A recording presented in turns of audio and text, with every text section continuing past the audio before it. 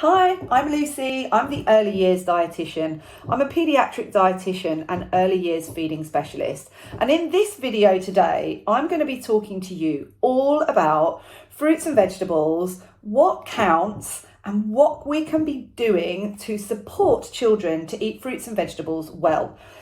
And if I'm honest, I was a bit triggered to do this video from some messages I had received on social media around the fruits and vegetables that I give to my children, because sometimes I post pictures of what we're eating, and there's often an expectation with parents around dinners being really laden with veg, but actually it's what we do across the day that really counts.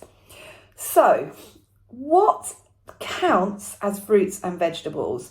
It might sound like a silly question, but let me explain. So when it comes to fruits and vegetables, most of us are aware that we're aiming for a minimum of 5 portions of fruits and vegetables a day. We know that ideally it should be more, but when we struggle to get people to eat that, there's no point forcing to eat more than that.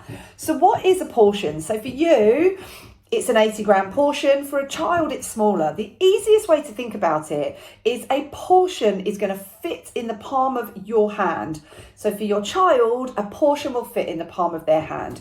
Now, when it comes to fruits and vegetables, we are aiming for a variety of different things and different colours, because we know that all the good stuff in them, the different colours, have different benefits. I'm not going to go into all that stuff because I'll be here forever and it will get too technical. But that's why we are aiming to eat the rainbow. Now, for not all kids, that's not possible, because so many of the children I work with are avoidant, restrictive eaters. They barely eat any fruit and vegetables. So what I want you to know is it is entirely possible to meet your nutritional needs on a more restricted diet, okay?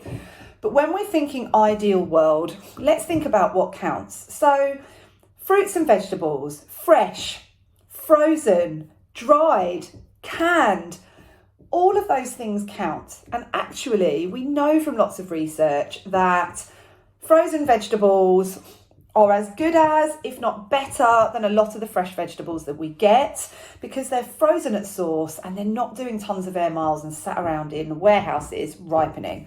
So frozen fruit and veg is absolutely fine.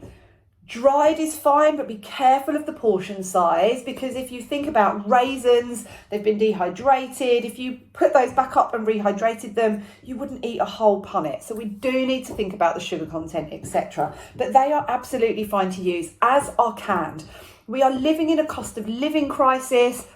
It's important that these things are accessible and we are able to store and use them.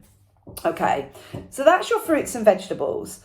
You can also count fruit juice, a small glass. We can only count it once a day. So it doesn't matter if your child has 5 glasses of juice, that only counts towards one of their portions.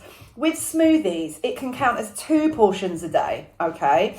Blitzing it down creates free sugars. It's no longer in the cell wall and it breaks down some of the fibre, so we can only count it as 2, even if you're chucking in tons and tons of different fruit and veg. Obviously a homemade one is going to be superior to a shop bought one, but the shop bought ones are absolutely fine. Let's be realistic, okay? So that's your fruits and your smoothies. Now, what else counts as well is beans and pulses.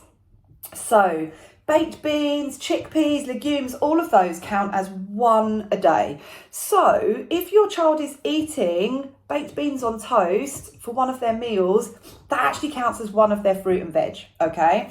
1 of their portions.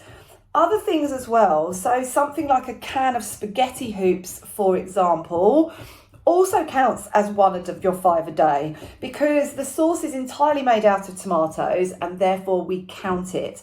Things like spaghetti hoops as well, people might look down on them, but they're fortified with vitamin D, they're fortified with iron, they're 1 of your 5 a day. They are a super reasonable, quick, easy meal, particularly for fussy eaters, okay? So all of those things count. Now, something else to think about is that we aren't only thinking about dinner. We have 5 eating opportunities a day. Usually, I would always say 3 meals, breakfast, lunch and dinner, 2 snacks, mid-morning, mid-afternoon, or evening time if you eat your dinner early. Now, instead of putting all the pressure on dinner and saying, I've got to get 3 vegetables in here, don't worry about that. At breakfast time, can you put some frozen berries in some yogurt? Can you chop up a banana and put it in some cereal? Can you do whatever it is that you're doing at breakfast time and a small glass of juice? That's 2 done already, okay? Snack time, lunchtime, afternoon snack and dinner. If they all have something, you're exposing your child to these things. You are offering and providing as you should be doing. You don't then need to be having piles of veg or salad, whatever it is, on your dinner plate. It is much, much easier for a child to do it little and often across the day, all right? And like I say, make sure we're thinking about all those things.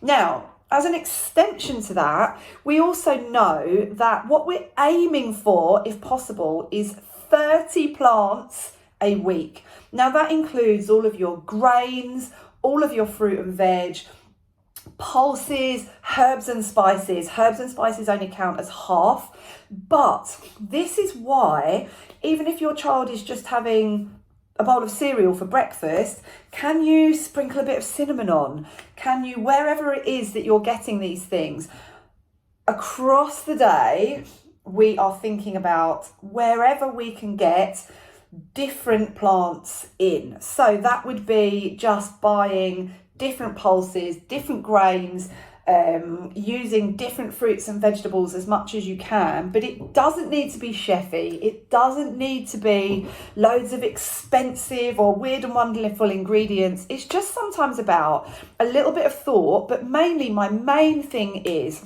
every time you offer your child something to eat, is there some kind of fruit or vegetable there? Is it a couple of slices of cucumber? Is it a bit of raw carrot? If your child is accepting of those things, it doesn't have to be overcomplicated or massive portions on the plate every time.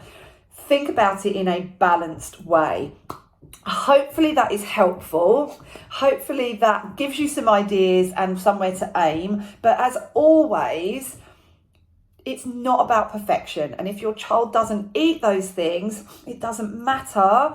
What the main priority is creating positive meal times, not pressuring, and enjoying food with your child as much as you can, because that is the thing that is going to help them to feel inquisitive about their food.